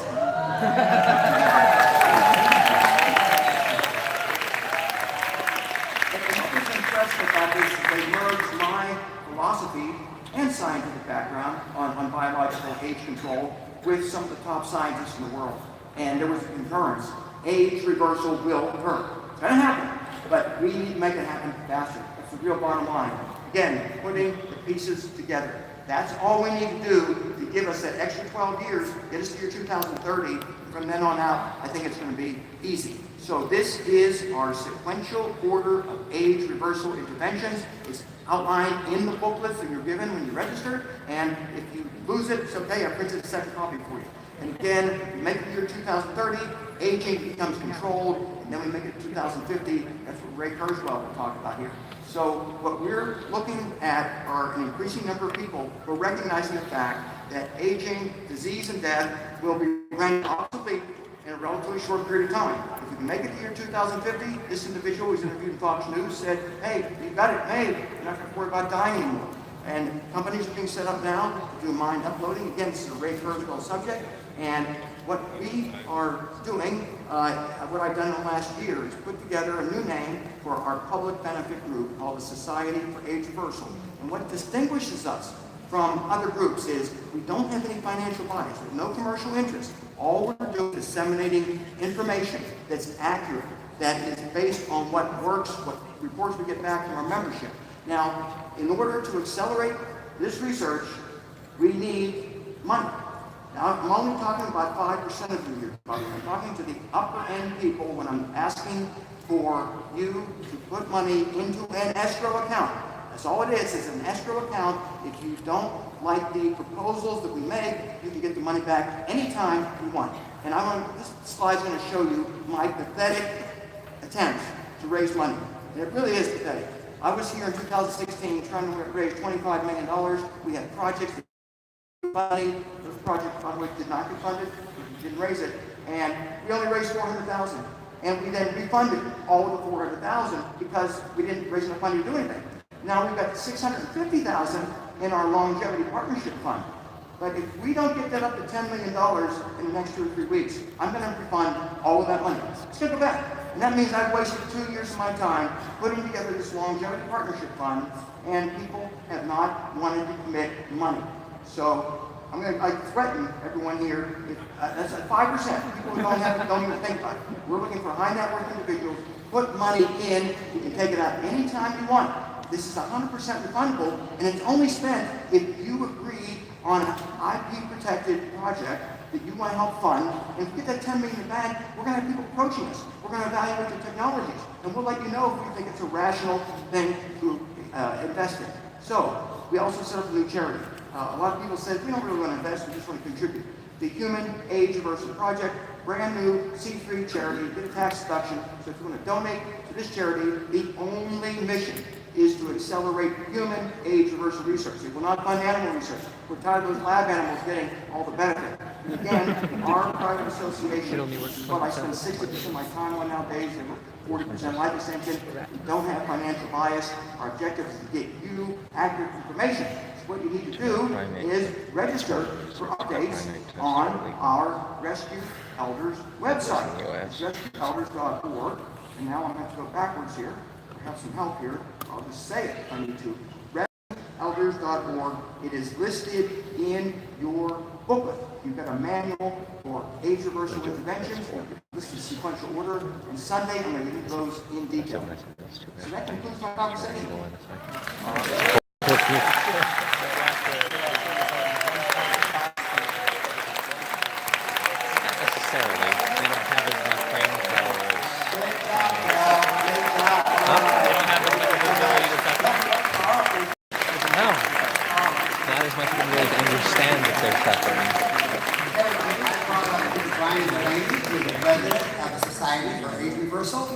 He's got something he's going to do, I think, pretty exciting here on this stage. First, is there a doctor in the house?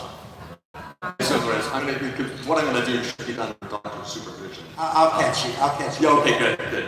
I'm going to take, you saw this slide with about dasatinib and quercetin. There's a little typo there. It's 2.5 milligrams per kilogram of body weight for dasatinib and 10 times as much quercetin. So I've got my Lucius dasatinib here from India. It's 50 milligram tablet, so I got to recheck my math. 68 times 2.5 is 680 divided by 4, 170, so 170. So I've done this before, that's why my brain is totally demented. So I think I'm going to bump it up to 200 instead of breaking the code in half. Live dangerously, as Nietzsche said. So for these, This is our human guinea pig. Brian does every intervention that's presented to us personally before we ever recommend it on a rescue elder site. that's right. So he tests it all out first, and if he lives, and we see good data, we'll recommend it to you. And we can do it now. You still He's showing up. Exactly. Right, I'm alive so far. The other thing is that my mother says that she will only try these things if I try them first and survive. All right, now these are 500 milligram pills, so I'll bump this up from 1,700 to 2,000. Also, quercetin. Quercetin is available as a dietary supplement anywhere you want. Dacetinib is a Okay, get ready to catch me. All right, so go to rescueelders.org, click on the blog tab. Not now, there's nothing there yet, but tomorrow I'm going to report on my side effects if there are any. And then I did some blood draws, so thanks to Zymo Research for DNA methylation testing, which I'll do before and after. And then a new test that's some burden that will take about a month longer, but I'll be blogging about my experience. And you will be observing it if there are any side effects tonight and tomorrow. So, Thank you so much. Sure. Great. Thanks. I'm going to be watching you all the time. Okay, good. That's all I'm watching. Thanks again, Dale. Great job.